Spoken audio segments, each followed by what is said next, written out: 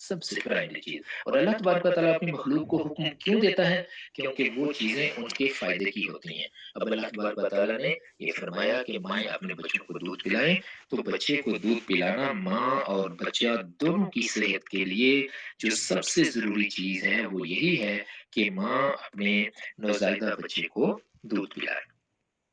और यहाँ फरमा दिया कि 2 साल तो ये मुद्दत वो मुद्दत है कि जिसके अंदर बच्चे का जो इम्यूनिटी सिस्टम है वो डेवलप होना शुरू होता है। तो माँ के दूध के अंदर अल्लाह तबारक व तआला ने वो तमाम के तमाम अज्जा रखे हुए हैं जो बच्चे की इम्यूनिटी को मजबूत से मजबूत करेंगे। तो इसलिए और दूसरा माँ की अपनी सेहत के लिए उसके अपना ये जो दूध बनाने का जो निज़ाम है, इन ऑर्गन्स की सेहत के लिए अज़ हद ज़रूरी है कि ख़ातून अपने बच्चे को दूध ज़रूर पिलाए। खुदा न ख़ास्ता अगर इस तरह से नहीं होता तो ये जो ब्रेस्ट कैंसर के बहुत ज़्यादा केसेज़ हैं, उसकी डॉक्टर्स के मुताबिक बहुत बड़ी वजह ये होती है कि माँओं ने बच्चों को प्रॉपर तरीके से पूरी मुद्दत तक दूध नहीं पिलाया हुआ होता।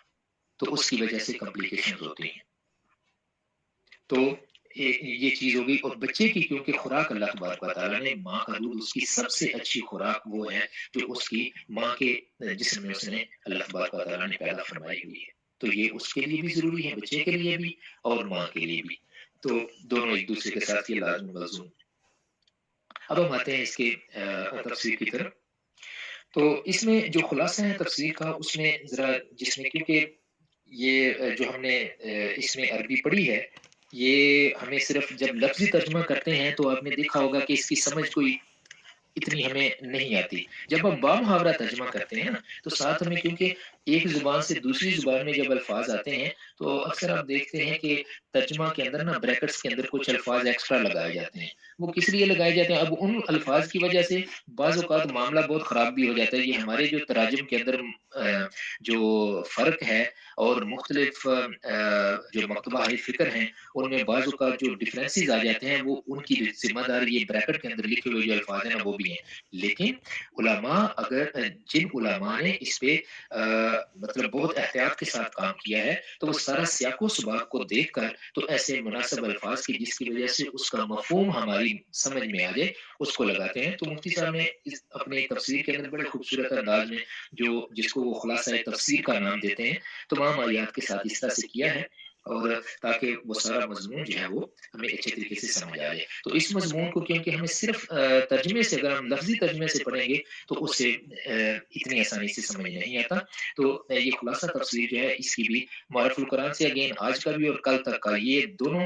हमारी जो नशिस्तें होंगी, इंशाअल्लाह ये पहले 2-3 दिन की नशिस्तों की तरह ये सारा हम मारिफुल कुरान से कर रहे हैं क्योंकि मारिफुल कुरान में इन मसाइल को और इन मामलात को बहुत अच्छे तरीके से तफ़सील के साथ बयान फरमाया गया है। तो पहले हम इस आयत का खुलासा देखते हैं कि ये जो दूध पिलाने वाला मामला है, इसके बारे में जो आयत है, तो उसका खुलासा। तो उसमें फरमाते हैं कि और माएँ अपनी औलाद को 2 साल कामिल दूध पिलाया करें। ये मुद्दत उसके लिए है जो शीर ख्वारगी की तकमील करना चाहे और जिसका बच्चा है उसके ज़िम्मा है उन माँओं का खाना, कपड़ा कायदे के मुताबिक और किसी शख्स को कोई हुक्म नहीं दिया जाता मगर उसकी बर्दाश्त के मुताबिक। किसी माँ को तकलीफ नहीं पहुँचानी चाहिए उसके बच्चे की वजह से और ना किसी के बाप को तकलीफ देनी चाहिए उसके बच्चे की वजह से। और अगर बाप ज़िंदा ना हो, मिसले तरीके मज़कूर के बच्चे की परवरिश का इंतज़ाम उसके महरम क़राबतदार के ज़िम्मा है। जो शरअन बच्चे का वारिस होने का हक रखता है, फिर ये समझ लो कि अगर दोनों माँ और बाप 2 साल से कम में दूध छुड़ाना चाहें, बाहमी रज़ामंदी और मशवरे से, तो भी इन दोनों पर किसी किस्म का गुनाह नहीं है। और अगर तो अगर तो लोग माँ-बाप के होते हुए भी किसी मसलते ज़रूरिया से मसलन ये कि माँ का दूध अच्छा नहीं, बच्चे को नुकसान दे रहा है, बहुत से मामलात के अंदर ये होता है, डॉक्टर मना कर देते हैं। तो इस सूरत में अल्लाह तबारक व तआला ने इसका भी बयान फरमा दिया कि अगर ऐसा मामला है कि किसी वजह से दूध छुड़ाना चाहते हैं और माँ का दूध जो है उसके लिए मुवाफ़िक नहीं है, तो उसको किसी और मतलब दाई का दूध पिलाना चाह रहे हैं या कोई और जैसे ये हमारे यहाँ आजकल मॉडर्न दौर में जो डब्बे का दूध है, बाज़ औक़ात डॉक्टर वो रेफ़र कर देते हैं, ख़ास तौर पर उसमें जो बकरी के दूध से जो बनाया जाता है, तो सबसे महँगा भी मिलता है और उसमें जो ग़िज़ाइयत है, वो ज़्यादा होती है बच्चे के लिए, तो वो वाला रेफ़र कर देते हैं। تو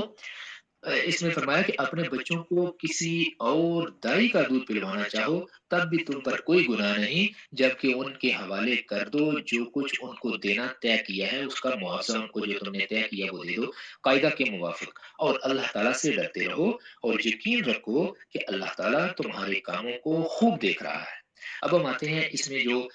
اس کی تفسیر میں مختلف باتیں ہیں، تو اس میں فرماتے ہیں کہ اس آیت میں رضاعت یعنی بچوں کو دودھ پلانے کے متعلق احکام ہیں، اس سے پہلی اور بعد کی آیات میں طلاق کے احکام مذکور ہیں، جیسے ہم نے کل پڑھا اور آگے کل آنے والے کل پھر دوبارہ پڑھیں گے انشاءاللہ۔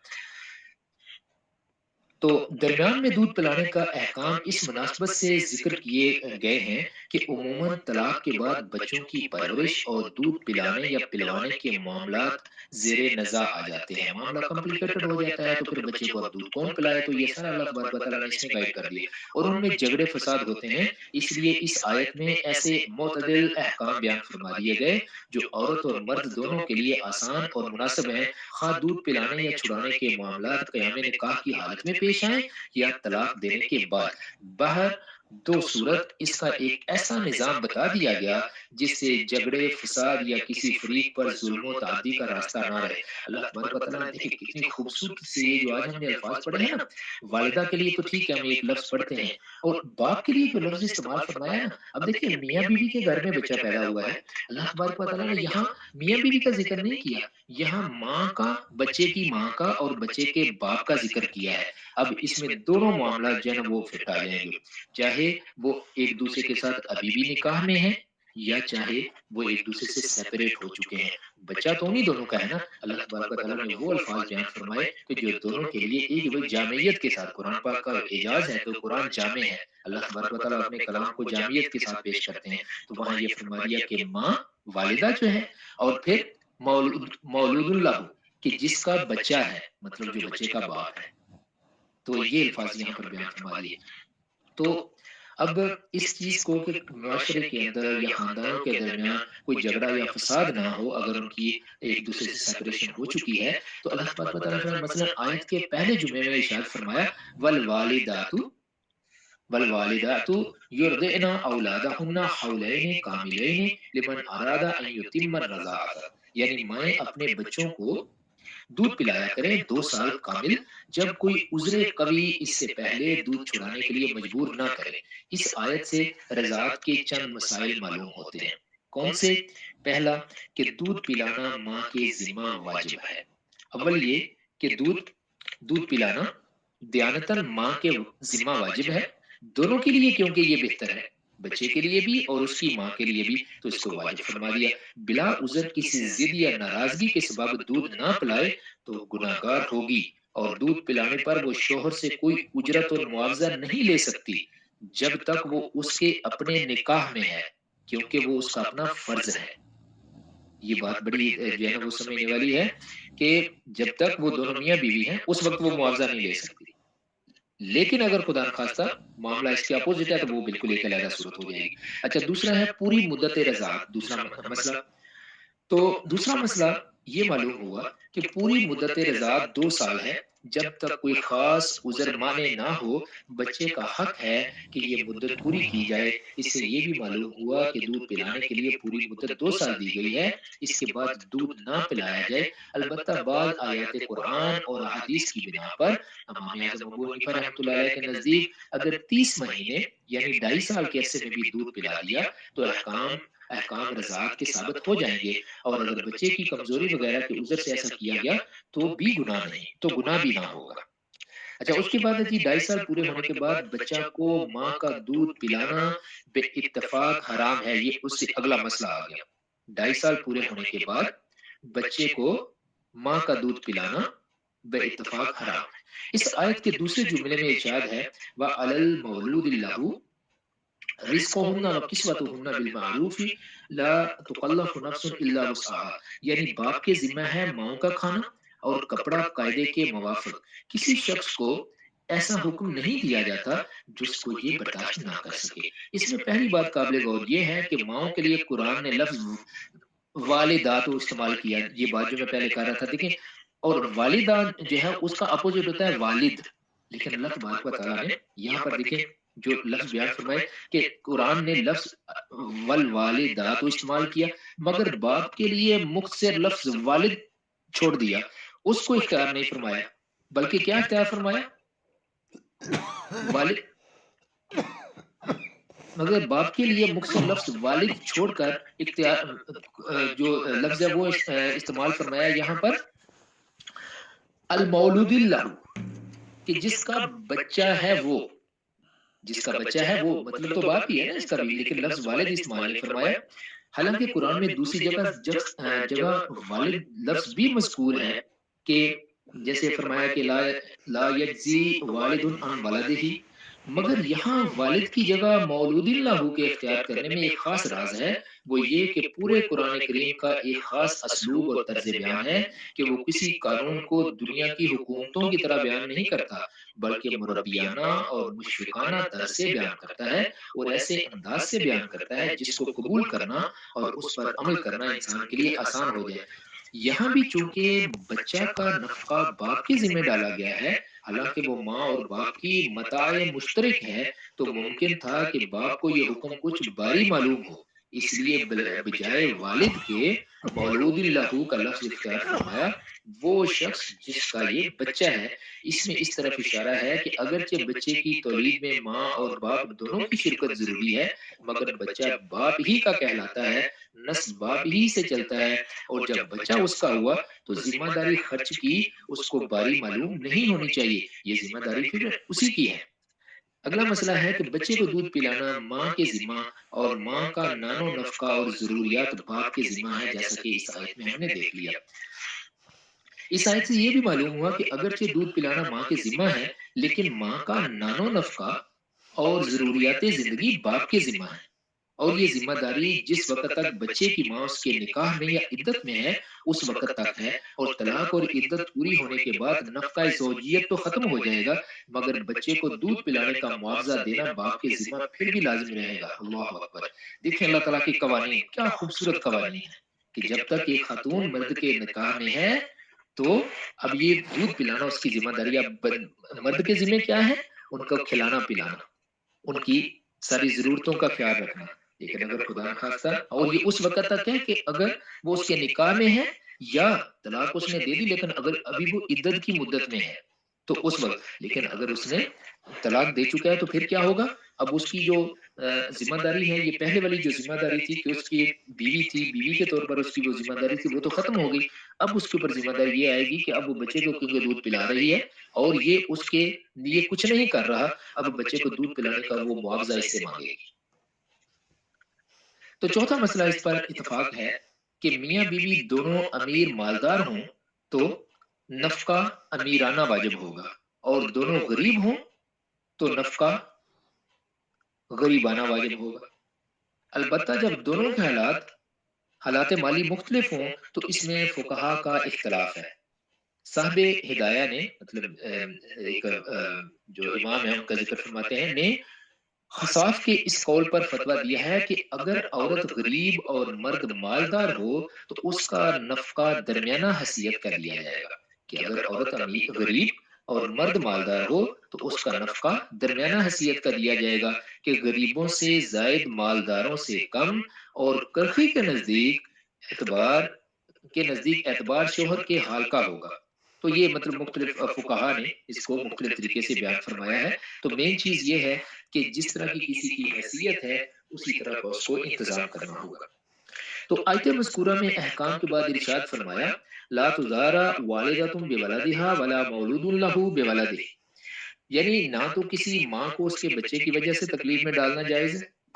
اور نہ کسی باپ کو اس کے بچے کی وجہ سے۔ مطلب یہ ہے کہ بچے کے ماں باپ آپس میں زدہ زدی نہ کریں، مثلا ماں دودھ پلانے سے معذور ہو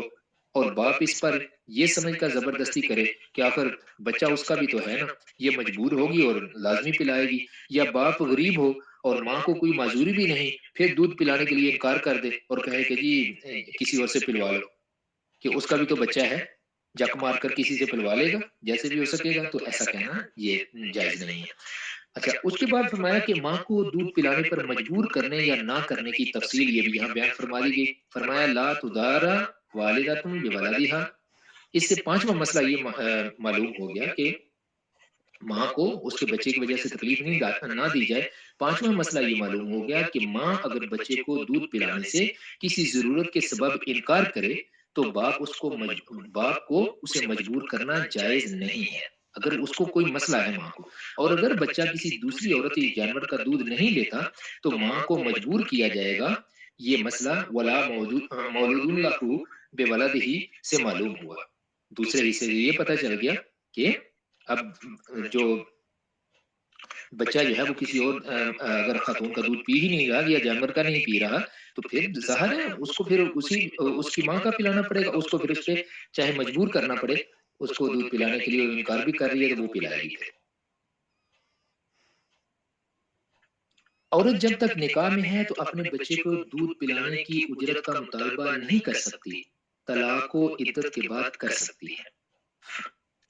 छठा मसला ये मालूम हुआ कि अगर बच्चे की माँ दूध पिलाने की उजरत मांगती है तो जब तक उसके निकाह या इद्दत के अंदर है उजरत के मुतालबा का हक नहीं। यहाँ उसका नानो नफका जो बाप के जिम्मा है वही काफी है। मजीद उजरत का मुतालबा बाप को जरर पहुंचाना है। और अगर तलाक की इद्दत गुजर चुकी और नफका की जिम्मेदारी खत्म हो चुकी है, अब अगर ये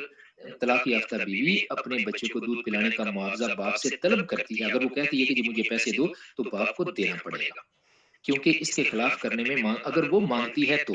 क्योंकि इसके खिलाफ करने में माँ का नुकसान है। शर्त यह है कि ये मुआवजा उतना ही तलब करे जितना कोई दूसरी औरत लेती है, जैसे कि दाई दूध पिलाने के लिए लेती है। जायद का मुतालबा करेगी तो बाप को हक होगा कि उसके बजाय वो किसी दाई से दूध पिला लेगा। ये तीन बच्चे के दूध पिलवाने की जिम्मेदारी किस पर है, अब आते हैं इस चीज की तरफ। तो आयते ये जो जिक्र की गई ऊपर आयत, इसमें ये भी इरशाद फरमा दिया गया कि जो वारिस हैं, अगर बाप मौजूद नहीं है तो वारिस क्या करेंगे, कि इसमें ये इरशाद फरमाया व अलल वारिसी मिस्लु ज़ालिक, कि बच्चे का अगर बाप जो है वो जिंदा नहीं है तो बच्चे को दूध पिलाने या पिलवाने का इंतजाम उस शख्स पर है जो बच्चे का जायज वारिस और महरम हो। यानी अगर यानी तो जिसको इसकी विरासत मिलनी है, मतलब बच्चा अगर दुनिया में नहीं रहता तो उसकी विरासत जिनको मिलेगी तो वही बाप ना होने की हालत में उसके नफका के जिम्मेदार होंगे। अगर ऐसे वारिस कई हों तो हर एक बार बकदरे मीरास उसकी जिम्मेदारी आयद होगी। इमाम आजम अबू हनीफा रहमतुल्लाह अलैह ने फरमाया कि ये तीन बच्चे को दूध पिलवाने की जिम्मेदारी वारिस पर डालने से ये भी मालूम हुआ कि नाबालग बच्चे का खर्चा दूध छुड़ाने के बाद भी वारसों पर होगा, क्योंकि दूध की कोई खसूसियत नहीं, मकसूद बच्चे का गुजारा है। मसलन अगर यतीम बच्चे की माँ और दादा जिंदा हैं तो ये दोनों उस बच्चे के महरम भी हैं और वारिस भी, इसलिए उसका नफका इन दोनों पर बकदरे हिस्सा मीराथ आयद होगा। यानी एक तिहाई खर्चा माँ के जिम्मे और दो तिहाई दादा के जिम्मे होगा। इससे ये भी मालूम हो गया कि यतीम पोते का हक दादा पर अपने बालग बेटों से भी ज्यादा है, क्योंकि बालग औलाद का नफका उसके जिम्मे नहीं है, बाप के जिम्मे, और यतीम पोते का नफका उसके जिम्मे वाजिब है। हाँ, मिरास में बेटों के मौजूद होते हुए पोते को हकदार मिलाना उसूल मिरास और इंसाफ के खिलाफ है कि करीब तर औलाद के होते हुए बाईद को देना माकूल भी नहीं, और सही बुखारी की हदीस जो है उसके जिक्र में भी जिक्र के भी ये खिलाफ है। अलबत्ता दादा को ये हक है कि अगर जरूरत समझे तो यतीम पोता के लिए कुछ वसीयत कर जाए, और ये वसीयत बेटों के हिस्से से जायद भी हो सकती है। इस तरह यतीम पोता की जरूरत को भी पूरा कर दिया गया और विरासत का उसूल के करीब के होते हुए बाईद को ना दिया जाए, ये विरासत का बेसिक उसूल है, ये भी महफूज रहा। अब उसके बाद आ जाते हैं दूध छुड़ाने के अहकाम। तो इरशाद होता है फ़इन अरादा फ़िसालन अन तरादिन मिनहुमा व तशावुरिन फला जुनाह अलैहिमा। यानी अगर बच्चे के माँ बाप दोनों आपस की रजामंदी और बाहमी मशवरे से ये इरादा करें कि शीर खारगी की मुद्दत 2 साल से कम में ही दूध छुड़ा दें, तो खा माँ की माजूरी के सबब या बच्चे की किसी बीमारी के सबब, तो इसमें भी कोई गुनाह नहीं। आपस के मशवरे और रजामंदी की शर्त इसलिए लगाई कि दूध छुड़ाने में बच्चे की मसलहत पेश नजर होनी चाहिए। आपस के लड़ाई झगड़े का बच्चे को तख्ताए मुश्क नहीं बनाना चाहिए। बच्चे को देखेंगे कि उसके लिए क्या चीज अच्छी है, उसको देखकर तो फिर ये फैसला करेंगे। दोनों आपस में मशवरा करेंगे, एक दूसरे के साथ रजामंदी भी दोनों की होनी चाहिए। दोनों शर्तें अल्लाह तबारक व तआला ने लगा दी। फिर फरमाया कि अगला जो मामला है यहाँ पर माँ के सिवा दूसरी औरत का दूध पिलवाने का अहकाम। आखिर में इरशाद फरमाया वाइन अरदतुम अन तस्तरदिउ औलादकुम फला जुनाह अलैकुम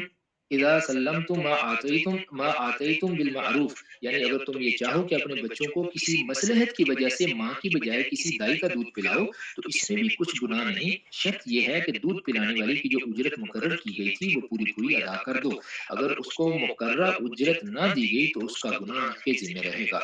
اس سے معلوم ہوا کہ اگر ماں دودھ پلانے پر راضی ہے لیکن باپ یہ دیکھتا ہے کہ ماں کا دودھ بچے کے لیے مضر ہے تو ایسی حالت میں اس کو حق ہے کہ ماں کو دودھ پلانے سے روک دے اور کسی دائی سے پلوائے۔ اس سے یہ بات بھی معلوم ہوئی کہ جس عورت کو دودھ پلانے پر رکھا جائے اس سے معاملہ تنخواہ یا اجرت کا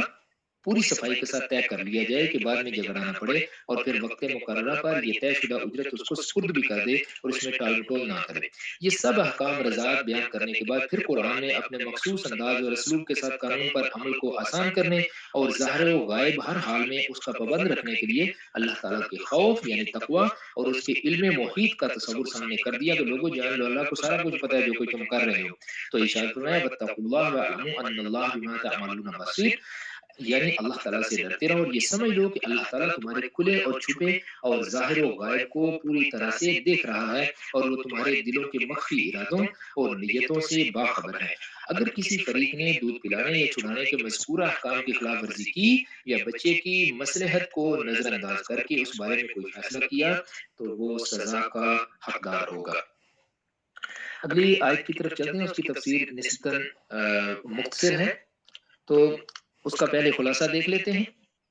اس آیت کا میں بامحاورہ ترجمہ پہلے پڑھ دیتا ہوں۔ اور جو لوگ مر جائیں تم میں سے اور چھوڑ جائیں اپنی عورتوں کو تو چاہیے کہ وہ عورتیں انتظار میں رکھیں اپنے آپ کو 4 مہینے اور 10 دن، پھر جب پورا کر چکے اپنی عدت کو تم پر کچھ گناہ نہیں اس بات میں کہ کریں وہ اپنے حق میں فائدے کے موافق، اور اللہ کو تمہارے تمام کاموں کی خبر ہے۔ خلاصہ تفسیر کا جو ہے وہ یہ ہے کہ اور جو لوگ تم میں وفات پا جاتے ہیں اور اپنی بیویاں چھوڑ جاتے ہیں وہ بیویاں اپنے آپ کو نکاح وغیرہ سے روکے رکھیں 4 مہینے اور 10 دن، پھر جب اپنی عدت کی میعاد ختم کر لیں تو تم کو بھی کچھ گناہ نہ ہوگا ایسی بات کے جائز رکھنے میں کہ وہ عورتیں اپنی ذات کے لیے کچھ کاروائی نکاح کی کریں قاعدہ کے موافق، البتہ اگر کوئی خلاف قاعدہ شرع کریں اور تم باوجود روک سکنے کے نہ روکو تو تم بھی شریک گناہ ہوگے اور اللہ تعالیٰ تمہارے افعال کی خبر رکھتا ہے۔ اب یہاں پر حکم آ گیا پچھلی آیت کے اندر کچھ احکام ہم نے دیکھ لیے، یہاں پر حکم نمبر 32 آ گیا کہ عدت میں نکاح کا پیغام دینا، اور تم پر کچھ گناہ نہ ہوگا جو ان مذکورہ عورتوں کو جو عدت وفات میں ہیں پیغام نکاح دینے کے بارے میں کوئی بات اشارتاً کہہ دو۔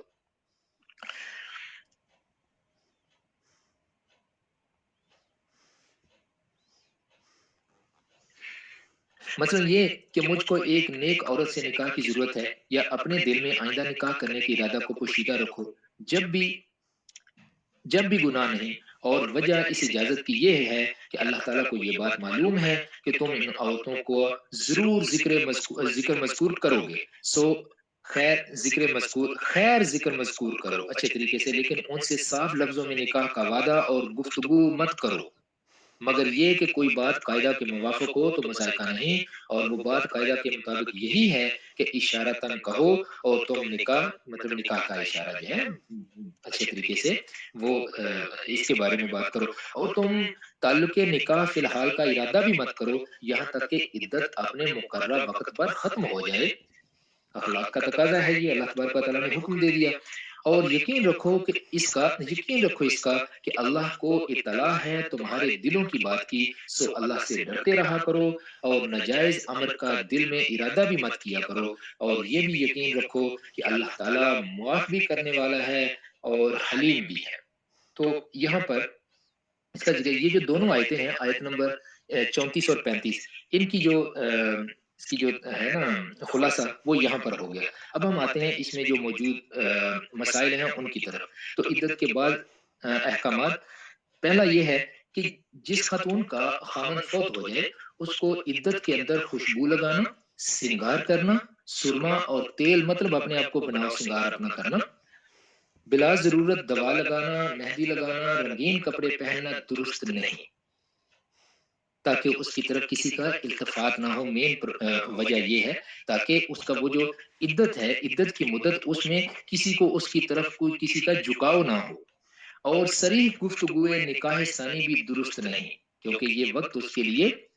یہ مناسب نہیں ایسی باتوں کا، جیسے اگلی آیت میں بیان فرمایا گیا ہے، یہ جس کا ہم نے ابھی خلاصہ پڑھ لیا، اور رات کو دوسرے گھر میں رہنا بھی درست نہیں۔ ترجمہ میں نکاح کے ساتھ جو وغیرہ کہا گیا ہے، اس سے یہی مراد امور ہیں، اور یہی حکم ہے اس عورت کا جس پر طلاق بائن واقع ہوئی، یعنی جس میں رجت درست نہیں مگر اس کو اپنے گھر سے دن کو بھی بغیر کسی سخت مجبوری کے نکلنا درست نہیں۔ دوسرا اس میں یہ آ گیا، اگر چاند رات کو خامد کی وفات ہوئی، تب تو یہ مہینے خواہ 30 کے ہوں خواہ 29 کے ہوں، چاند کے حساب سے پورے کیے جائیں گے، اور اگر چاند رات کے بعد وفات ہوئی تو یہ سب مہینے 30 دن کے حساب سے پورے کیے جائیں گے۔ میکسیمم جو لمٹ ہے نا اسلامی مہینے کی، وہ کیونکہ 30 ہے، تو پھر بعد میں جو ہے وہ کیونکہ اس میں سرٹن نہیں ہوتا نا کہ یہ مہینہ کتنے دنوں کا ہوگا، تو اس لیے اس کو پھر 30 کا کنسیڈر کیا جائے گا۔ پس کل 130 دن پورے کریں گے۔ اس مسئلہ سے بہت لوگ غافل ہیں، اور جس وقت ہوئی ہو، جب یہ مدت گزر کر وہی وقت آئے گا، عدت ختم ہو جائے گی۔ اور یہ جو فرمایا کہ اگر عورتیں قاعدہ کے موافق کچھ کریں تو تم پر بھی گناہ نہ ہوگا، اس سے معلوم ہوا کہ اگر کوئی شخص کوئی کام خلاف شرع کرے تو اوروں پر بھی واجب ہوتا ہے کہ بشرط قدرت اس کو روکیں، ورنہ یہ لوگ بھی گنہگار ہوتے ہیں۔ اور قاعدہ کے موافق سے یہ مراد ہے کہ جو نکاح تجویز ہو وہ شرعاً صحیح اور جائز ہو، تمام شرائط حلت کی اس کے حلال ہونے کی جو شرائط ہیں وہ وہاں پر جمع ہونی چاہیے۔ اچھا، پھر اگلی جو آیت تھی اس میں فرمایا کہ اس کے بارے میں فرماتے ہیں اس کے جو مسائل ہیں، اور کچھ گناہ نہیں تم پر اس میں کہ اشارہ میں کہو پیغام نکاح ان عورتوں کا پوشیدہ رکھو اپنے دل میں۔ اللہ کو معلوم ہے کہ تم البتہ ان عورتوں کا ذکر کرو گے، لیکن ان سے نکاح کا وعدہ نہ کر رکھو چھپ کر، مگر یہی کہ کہہ دو کوئی بات رواج یعنی شریعت کے موافق، اور نہ ارادہ کرو نکاح کا یہاں تک کہ پہنچ جائے عدت مقررہ اپنی انتہا کو، اور جان لو کہ اللہ تعالیٰ کو معلوم ہے کہ جو کچھ تمہارے دلوں میں ہے سو اس سے ڈرتے رہو، اور جان رکھو کہ اللہ تبارک و تعالیٰ بخشنے والا اور تحمل والا ہے۔ تو یہاں پر یہ جو اس کے مسائل اور یہ 3 آیات آج ہم نے مکمل کر لی۔ انشاءاللہ العزیز کل باقی کی جو آیات ہیں وہ ہم مکمل کر کے اس کے بعد اگلے مضمون کی طرف چلیں گے۔ السلام علیکم ورحمۃ اللہ وبرکاتہ۔